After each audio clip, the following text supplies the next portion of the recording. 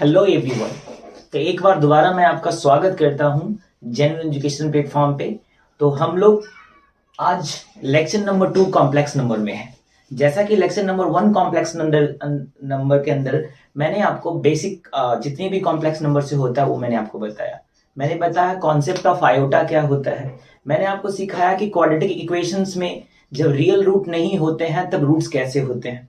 ठीक है, तो लेक्चर नंबर 1 को कंप्लीट करने के बाद अब हम आ चुके हैं लेक्चर नंबर 2 के अंदर, और इसमें हम क्या देखेंगे तो वो हमें कहाँ मिलेगा, वो सारी हमें इंफॉर्मेशन जो आज इस लेक्चर में होने वाली है वो हमें मिलेगा की पॉइंट्स। तो आइए आज की पॉइंट्स को चेक करते हैं। तो सबसे पहले हम क्या करेंगे, सबसे पहले हम कॉम्प्लेक्स नंबर का जो स्टैंडर्ड फॉर्म होता है that is Z is equal to A plus I B.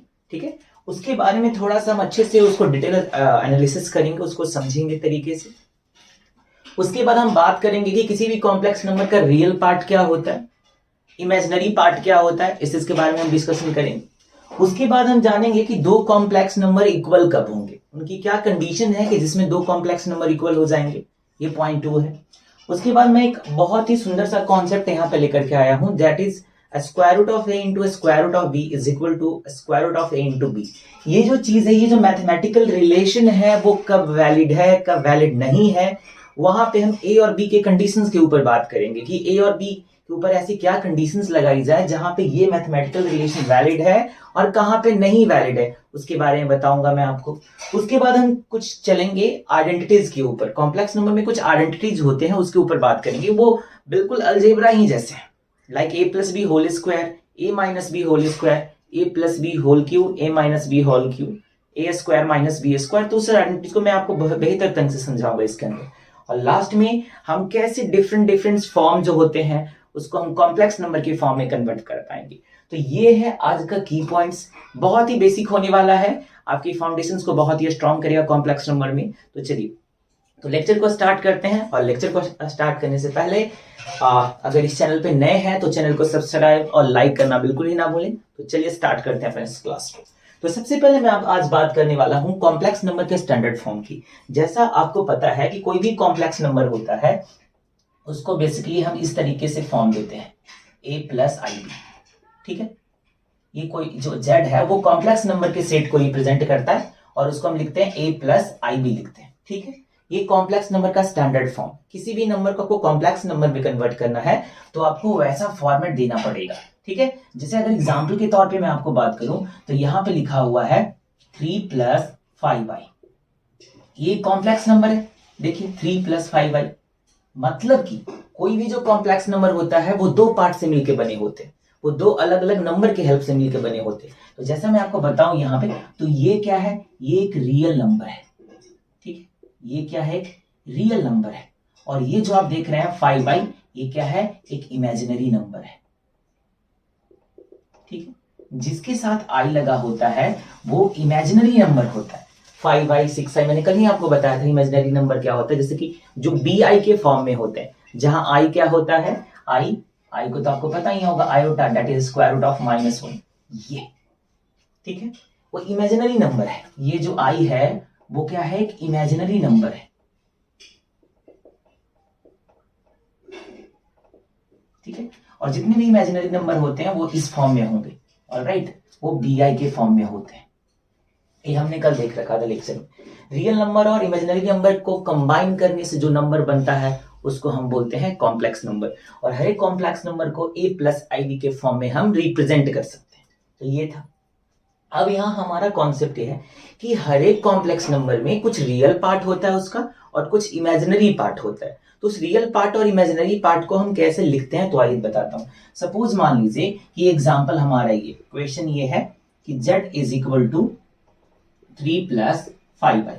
ठीक है, अब हमसे यहाँ पूछा जा रहा है कि रियल पार्ट ऑफ z, अगर ऐसे आर ऑफ z लिखा है मतलब रियल पार्ट ऑफ z बताना है। ये z क्या है, कॉम्प्लेक्स नंबर। इस कॉम्प्लेक्स नंबर का, ये जो कॉम्प्लेक्स नंबर आपको दिख रहा है, इस कॉम्प्लेक्स नंबर का रियल पार्ट क्या है, तो रियल क्या होता है, जो i जिसमें ना लगा हो, है ना, जो पार्ट i से इंडिपेंडेंट हो, मतलब ये 3 हो जाएगा। ठीक है, वैसे ही आपसे पूछा जाए कि इमेजिनरी पार्ट क्या है इसका, तो इमेजिनरी पार्ट इस कॉम्प्लेक्स नंबर का क्या हो जाएगा, ये हो जाएगा 5। समझ आ रहा है, इमेजिनरी पार्ट मतलब जो i के साथ हो। जो आई के साथ नंबर हो उसको 5 लिखेंगे।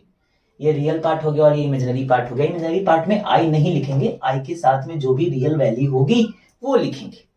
एक और क्वेश्चन देखते हैं। दूसरे क्वेश्चन में सपोज अगर ऐसे में हमारे पास ये आ जाए,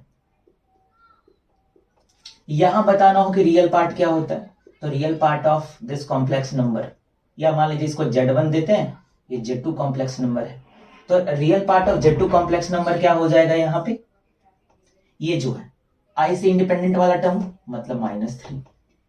वैसे इमेजिनरी पार्ट ऑफ Z2 क्या हो जाएगा, वो हो जाएगा आई के आगे वाला जो नंबर है -2। ठीक है, तो ये है कॉन्सेप्ट, किसी भी हम नंबर को कैसे कॉम्प्लेक्स नंबर का फॉर्म दे सकते हैं। कॉम्प्लेक्स नंबर दो अलग अलग डिफरेंट नंबर से मिलकर बना होता है, जैसे कि रियल नंबर और इमेजिनरी नंबर। ठीक है, दोनों के कॉम्बिनेशन से जो नंबर हमारे पास आता है उसको कॉम्प्लेक्स नंबर बोलते हैं। ये कॉम्प्लेक्स नंबर है। ठीक है, अब मैंने आपको बताया कि कॉम्प्लेक्स नंबर में हम कैसे रियल पार्ट को अलग कर सकते हैं, कैसे इमेजिनरी पार्ट को हम बता सकते हैं। ठीक है, दोबारा ध्यान दीजिएगा, इमेजिनरी पार्ट में आई नहीं देना है। आई की आगे में जो रियल नंबर होता है उसको हम बोलते हैं imaginary part of the complex number. तो ये टॉपिक था जो हमारा फर्स्ट टॉपिक की कॉम्प्लेक्स नंबर से कैसे हम रियल पार्ट और इमेजिनरी पार्ट को अलग लिख सकते हैं, कॉम्प्लेक्स नंबर का स्टैंडर्ड फॉर्म क्या है, ये हमने पहले लेक्चर में ही बात किया, तो एक बार रिकॉल कर लिया जाए तो ये था कुछ। ठीक है, इस तरीके से हमारा फर्स्ट कॉन्सेप्ट जो होता है इस लेक्चर का वो कंप्लीट होता है कि कॉम्प्लेक्स नंबर और रियल पार्ट वाला। तो चलिए वो मूव ऑन करते हैं अपने दूसरे complex number, that is equality of two complex number. अब हम इक्वलिटी ऑफ कॉम्प्लेक्स नंबर की बात करेंगे। तो सपोज हम क्या करते हैं, हमारा टॉपिक है equality of complex number. Equality of complex number, equality की बात करते हैं तो उसमें क्या होना चाहिए कि दो कॉम्प्लेक्स नंबर की इक्वालिटी की बात करें। जैसे सपोज करते हैं यहां पे कि Z1 एक कॉम्प्लेक्स नंबर है, वो A प्लस IB के फॉर्म में है। एक Z2 कॉम्प्लेक्स नंबर है, वो C प्लस ID के फॉर्म में है। ठीक है, अगर ये if Z1 is equal to Z2 है, सोचिए ये दोनों कॉम्प्लेक्स नंबर इक्वल है, तो कॉम्प्लेक्स नंबर इक्वल होने का मतलब क्या होता है, कॉम्प्लेक्स नंबर के अंदर में तो दो अलग अलग दुनिया है, रियल और इमेजिनरी की। इसका मतलब अगर ये दोनों कॉम्प्लेक्स नंबर इक्वल हैं, इसका ये मतलब होता है कि दोनों का जो रियल पार्ट है वो रियल पार्ट के इक्वल होगा। मतलब कि दैट मीन्स, इसका मतलब क्या होता है कि अगर दो कॉम्प्लेक्स नंबर इक्वल है तो इसका मतलब ये होता है कि real part of first complex number must be equal to the real part of second complex number. हाँ कि ना, सोच के जरा देखिए। वैसे ही एंड ऑल्सो क्या होगा, इमेजिनरी पार्ट भी तो इक्वल होंगे ना दोनों कॉम्प्लेक्स नंबर के। Imaginary part of Z1 will be equal to the imaginary part of Z2। समझ में बात आ रही है? अगर दो कॉम्प्लेक्स नंबर आपस में इक्वल हैं, इसका ये मतलब होता है कि दोनों कॉम्प्लेक्स नंबर के रियल पार्ट आपस में इक्वल होंगे। So that's why I have written over here real part of Z1 is equal to real part of Z2। और साथ साथ में ये भी तो इक्वल होगा ना कि इमेजिनरी पार्ट भी दोनों कॉम्प्लेक्स नंबर के इक्वल होंगे। तो imaginary part of first that is Z1 complex number must be equal to the imaginary part of Z2 complex number. तो ये रहा concept equality of complex number. अगर चलिए इसके ऊपर एक छोटा सा एग्जांपल करके देखते हैं। एग्जांपल क्या है, अगर मैं यहां लिखूं, ऐसा लिखूं, सपोज मान लीजिए कि 4 plus 3i is equal to 2x plus i by।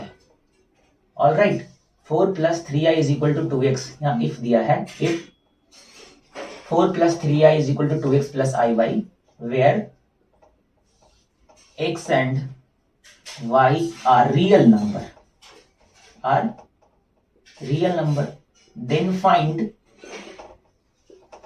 x and y। देखिए अब बात को, क्वेश्चन को थोड़ा समझिए कैसे कॉन्सेप्ट को यूज कर। एक कॉम्प्लेक्स नंबर है 4 प्लस 3i, दूसरा कॉम्प्लेक्स में दोनों कॉम्प्लेक्स नंबर के बीच में इक्वलिटी की साइन, मतलब दोनों कॉम्प्लेक्स नंबर इक्वल है। और वहां पे x और y क्या है, i के साथ भी जो होता है वो रियल पार्ट होता है, और ये तो एक्चुअल में रियल है, तो x and y real number, तो मतलब जो x और y का जो आंसर आएगा वो रियल आएगा ऑब्वियसली। तो यहां पे ये दोनों इक्वल है। ठीक है, तो इस कॉम्प्लेक्स नंबर का जो रियल पार्ट होगा दैट इज 4, वो इसके रियल पार्ट से इक्वल हो जाएगा, मतलब 2x बराबर क्या हो जाएगा, 4 हो जाएगा। तो x कितना हो जाएगा, 4/2, तो x की वैल्यू 2 आ गई। अब on the other hand imaginary part पे फोकस करें तो इसका इमेजिनरी पार्ट क्या है 3, इसका इमेजिनरी पार्ट क्या है y, तो ये y किसके इक्वल हो जाएगा, y इक्वल हो जाएगा 3, तो x विल बी 2 और y will be 3।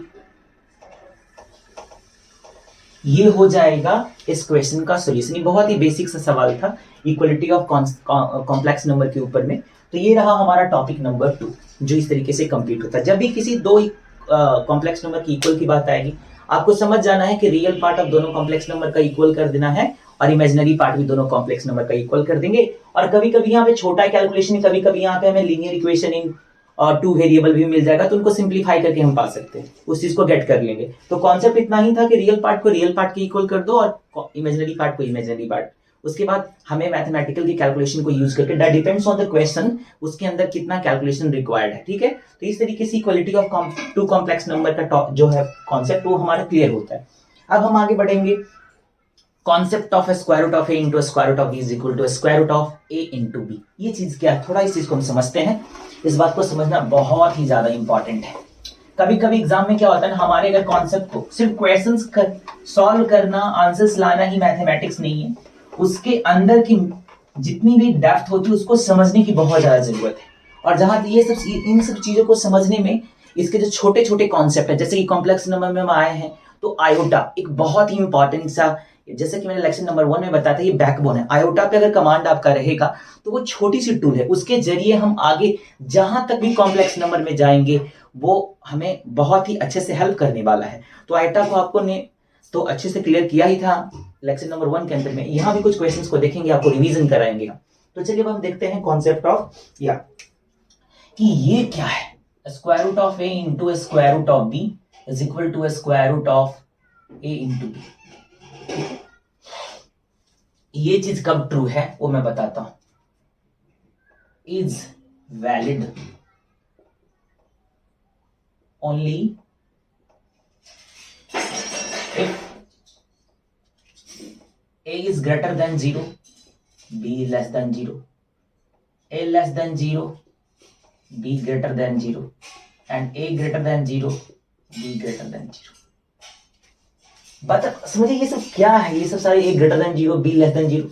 a greater than 0 का मतलब होता है कि ये पॉजिटिव है, कोई भी चीज 0 से बड़ी, मतलब 0 के राइट हैंड साइड में नंबर लाइन पे जाइए आपको सारे प्लस वाली वैल्यूज मिलेगी। b लेस देन 0 मतलब b नेगेटिव है। तो हम इस वाले के ऊपर बात करते हैं।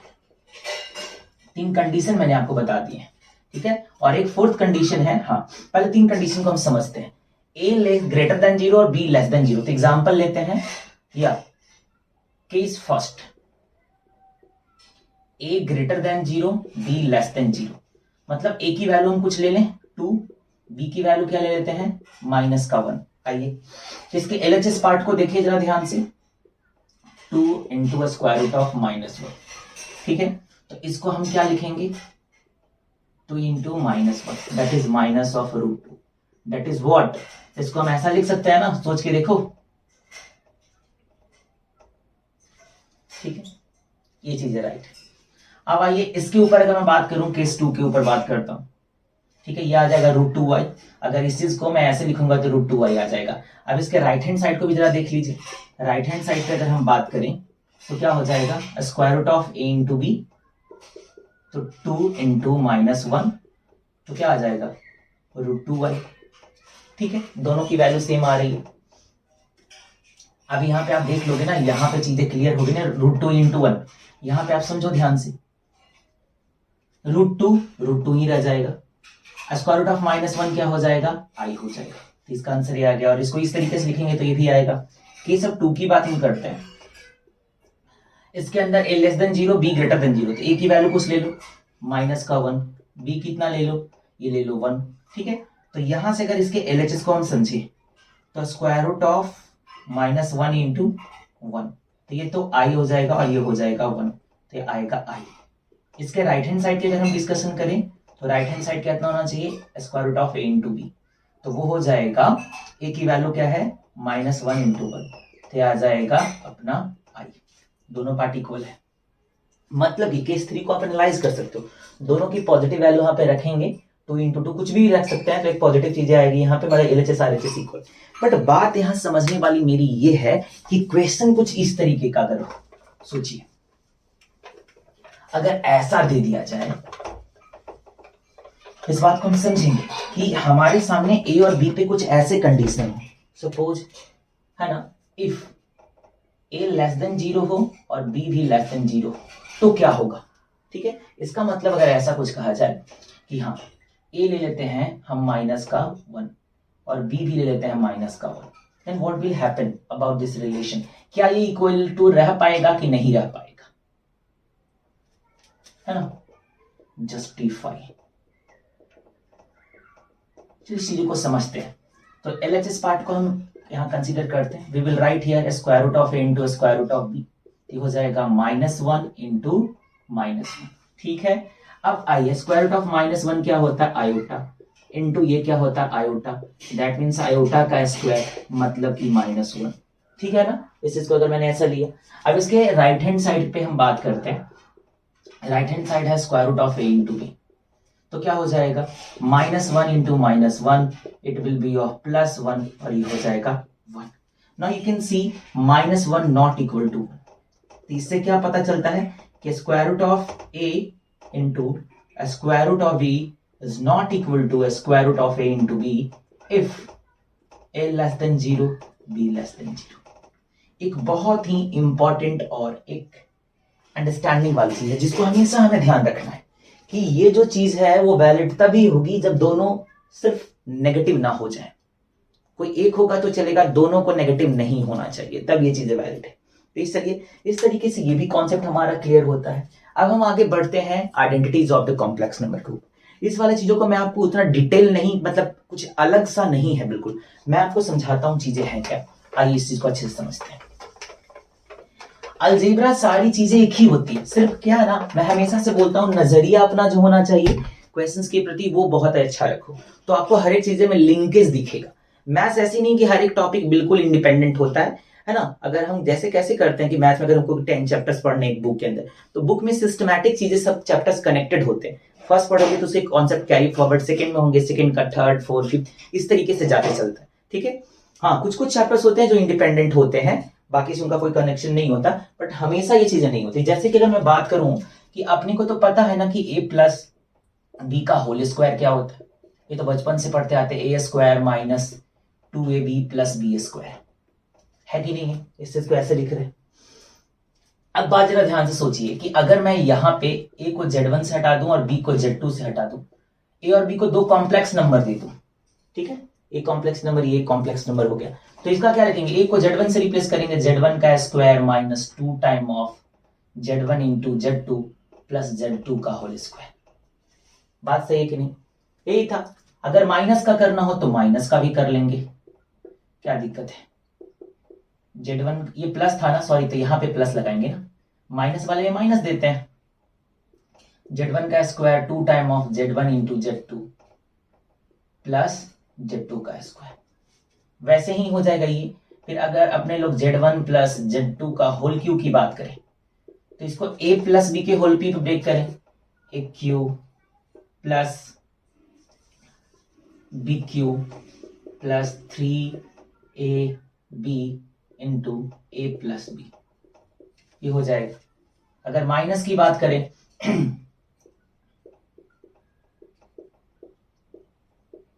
तो A cube minus B cube minus 3ab into A minus B, ठीक है।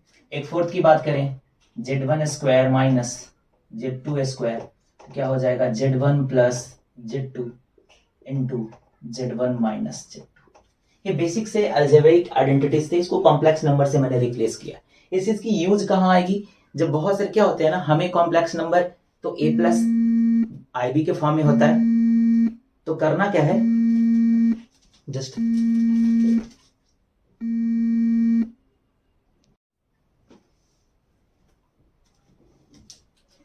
स्टूडेंट्स, तो हम बात कर रहे थे इन अलजेब्राइक आइडेंटिटीज के ऊपर। तो इनको मैंने कॉम्प्लेक्स नंबर से a को z1 से रिप्लेस कर दिया, b को z2 से रिप्लेस कर दिया। मेरा बात ये है कि हम इतनी सारी चीजों को क्यों पढ़ते हैं। तो आपके सामने जो कॉम्प्लेक्स नंबर का स्टैंडर्ड फॉर्म होता है वो होता है a प्लस IB। तो कभी कभी क्या होता है ना, जो एक्सप्रेशंस होंगे आपके पास वो a प्लस IB के फॉर्मेट में नहीं होंगे, आपको वहां पे क्या करना पड़ेगा, सिंप्लीफिकेशन। जैसे कि एक मैं क्वेश्चन देता हूं, सपोज अगर मानिए यहां से, चलिए यहां पे हम लोग करके देखते हैं। हमारे पास क्या है, 2i है इंटू 1/8i है। इसको हमें a प्लस IV के फॉर्म में लिखना है, ठीक है। तो इनको क्या करेगा, सिंप्लीफाई करना पड़ेगा। तो हम क्या करेंगे, i वाले को i को इस इमेजिनरी पार्ट को कलेक्ट कर लें एक तरफ और रियल पार्ट को एक तरफ कलेक्ट कर लें। तो -2 इंटू 1/8 हो जाएगा और यहां से क्या हो जाएगा, i इंटू आई, ठीक है। तो 2 4 जा 8 हो जाएगा। तो यहां से -1/4 आ गया और ये हो जाएगा i का square. And you know i square is what, -1। ये माइनस का कैंसिल आउट 1/4। तो ये जो 1/4 आया था, इसको अगर हमें ये प्लस आई दी तो ये रियल है ना, 1/4 इसका क्या है, इमेजिनरी पार्ट नहीं है, तो इसको 0i लिख देंगे। तो ये हो गया a प्लस IV के फॉर्म में। एक थोड़ी सी और इंपॉर्टेंट सी बात के बारे में करते हैं कि कॉम्प्लेक्स नंबर कब प्योरली रियल होगा और प्योरली इमेजिनरी होगा। आइए उस चीज को भी हम देखते हैं, वो भी हमारे लिए बहुत ही ज्यादा इंपॉर्टेंट है। बस इसी से कनेक्टेड है, कुछ ज्यादा इसमें डेप्थ नहीं है, बस चीजों को समझना है। या तो हमारे पास क्या है, हम standard form of complex number को लेते हैं a प्लस IB, ठीक है। तो प्योरली रियल, प्योरली जो रियल कब हो पाएगा, कोई भी कॉम्प्लेक्स नंबर प्योर रियल होना चाहिए। जैसे कि हमें पता होता है कि कॉम्प्लेक्स नंबर दो पार्ट से मिलकर बने होते हैं, रियल पार्ट और इमेजिनरी पार्ट। तो सिर्फ वो रियल होना चाहिए, मतलब कि इमेजिनरी पार्ट 0। अगर प्योरली रियल होने के लिए imaginary part of the complex number we have to be 0, ठीक है। अगर किसी भी कॉम्प्लेक्स नंबर का इमेजिनरी पार्ट 0 है तो वो प्योरली रियल है, ठीक है।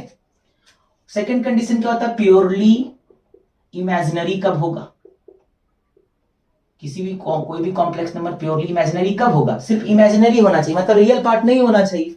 तो उसका रियल पार्ट क्या हो जाएगा, 0 हो जाएगा। क्लियर है, उसका रियल पार्ट क्या हो जाएगा, 0 हो जाएगा। तो इस तरीके से अगर किसी भी कॉम्प्लेक्स नंबर का रियल पार्ट 0 है तो प्योरली इमेजिनरी है, अगर इमेजिनरी पार्ट 0 है तो प्योरली रियल। अगर एग्जांपल के तौर पे देखें तो इसका एग्जांपल देखिए, z इज इक्वल टू 5 ये कॉम्प्लेक्स नंबर है कि नहीं है। कॉम्प्लेक्स नंबर दुनिया में सबसे बड़ा जो नंबर है वो कॉम्प्लेक्स नंबर है, ठीक है। तो 5 ये कॉम्प्लेक्स नंबर, तो बोलो सर इसका तो आई भी तो लो, 0i लिख दो ना, हो गया ना। ये a हो गया, ये b हो गया। कंपेयर कर लीजिए, a की प्लेस पे क्या आ जाएगा, 5 आ जाएगा, b की प्लेस पे क्या आ जाएगा, 0 आ जाएगा। तो b क्या है, b तो इमेजिनरी पार्ट है। तो इमेजिनरी पार्ट अगर किसी भी कॉम्प्लेक्स नंबर का 0 मतलब प्योरली रियल, सिर्फ रियल है। इसकी एग्जांपल की अगर बात करें, z इज इक्वल टू, देखिए यहां पे तो ये 3i लिखते हैं सिर्फ, तो यहां तक कुछ नहीं दिखा। इसको और अच्छे से अगर मैं लिखना चाहूं तो ये लो, तो a की वैल्यू यहां 0 है, b की वैल्यू 3 है, मतलब इस वाले कॉम्प्लेक्स नंबर का रियल पार्ट 0 है। So that's why it is a purely imaginary, ठीक है। तो ये था in this situation and how we can say that the complex number will be purely real और प्योरली इमेजिनरी। तो ये रहा।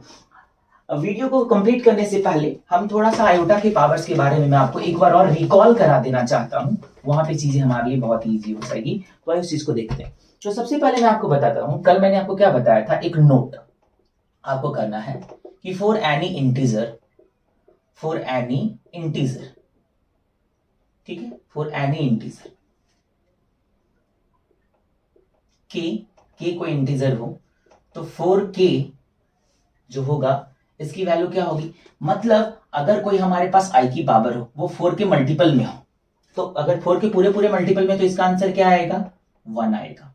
अगर i की पावर 4k प्लस 1 हो तो 4k का तो ये तो पूरा खत्म हो जाएगा, सिर्फ यहाँ क्या बचेगा, i की पावर 1 मतलब i की पावर 4k प्लस 2 हो तो क्या बचेगा, इसकी जो वैल्यू होगी वो i स्क्वायर के बराबर होगी और i स्क्वायर -1 होता है, ठीक है। यहां से अगर मैं i की 4k प्लस 3 की बात करूं तो ये 4 का पूरा हो जाएगा, तो इसकी जो वैल्यू आएगी वो i3 के बराबर मतलब i आएगी। इस चीज को हमें ध्यान रखना है। कल मैंने आपको ये बताया था, अगर बैक टू बैक पावर हो, है ना, कहीं भी कॉम्प्लेक्स नंबर लगातार 4 पावर आते हो, देखिए 1 प्लस i -1 और प्लस i, अगर इन सबको मैं ऐड करूं, इन सबका मैं अगर सिग्मा ले लेता हूं तो क्या होगा अपना 0, जैसे कि क्या होता है 1 प्लस i -1 माइनस i, क्या होगा 0 होगा, है कि नहीं। 4 आयोटा के लगातार पावर को आप जोड़िए, हमेशा वो क्या आएगा, 0 आएगा। जैसे बेसिक से इस चीज को हम अपने दिमाग में फिक्स रखते हैं। और ये था क्या अपना आज के लेक्चर्स में जो भी मैंने आपको बताना था वो मैंने आपको रिकॉल कर। नेक्स्ट जो लेक्चर आएगा उसके अंदर हम क्या करने वाले हैं, तो आप एक्सरसाइज 1 कर सकते हैं, मतलब जो भी कॉम्प्लेक्स नंबर का एनसीईआरटी में एक्सरसाइज है उसको फर्स्ट एक्सरसाइज को कंप्लीट कर सकते हो। उसके अंदर जो बातें बतानी थी मैंने आपको बता दी है, ठीक है। तो और भी तरह तरह की चीजों को हम सीखेंगे, अगर कोई प्रॉब्लम होगा तो उसके अंदर देखेंगे हम और भी क्या कॉन्सेप्ट होते हैं। अगले लेक्चर में मैं आपको बताऊंगा कि मॉडुलस ऑफ कॉम्प्लेक्स नंबर कैसे फाइंड आउट करते हैं। वहां पे हम देखेंगे कि कैसे मल्टीप्लिकेटिव इनवर्स, कैसे एडिटिव इनवर्स फाइंड आउट किया जाता है कॉम्प्लेक्स नंबर का, कैसे कॉन्जुगेट हम फाइंड आउट करते हैं, तो अगले लेक्चर की तरफ में देखेंगे। ये सीरीज 4 to 5 लेक्चर्स के अंदर होने वाले हैं, बट चीजों को मैं आपको बेहतरीन ग्राउंड लेवल से समझाऊंगा, जहां हर एक चीज आपको क्लियर होगी। मैं इस लेक्चर को ज्यादा बल्कि ज्यादा लेंदी नहीं करना चाहता हूं। जो बातें बतानी थी इस लेक्चर के अंदर मैंने आपको बता दी है। बस आपका ये रिस्पॉन्सिबिलिटी है कि जो भी इस लेक्चर के अंदर कंटेंट डिलीवर किए गए हैं उसको अच्छे से एक बार देखिए, एक बार 2 बार लेक्चर्स को देखें और उसको यूज करें, क्वेश्चंस को सॉल्व करें। जब तक आप क्वेश्चंस को सॉल्व नहीं करेंगे ये चीजें आपके परमानेंट मेमोरी में नहीं जाएगी। तो that's all for today everyone. Take care of yourself and don't forget to like, share and subscribe. अपने फ्रेंड्स में जितना हो सके इसको शेयर करें। That's all for today. Take care of yourself.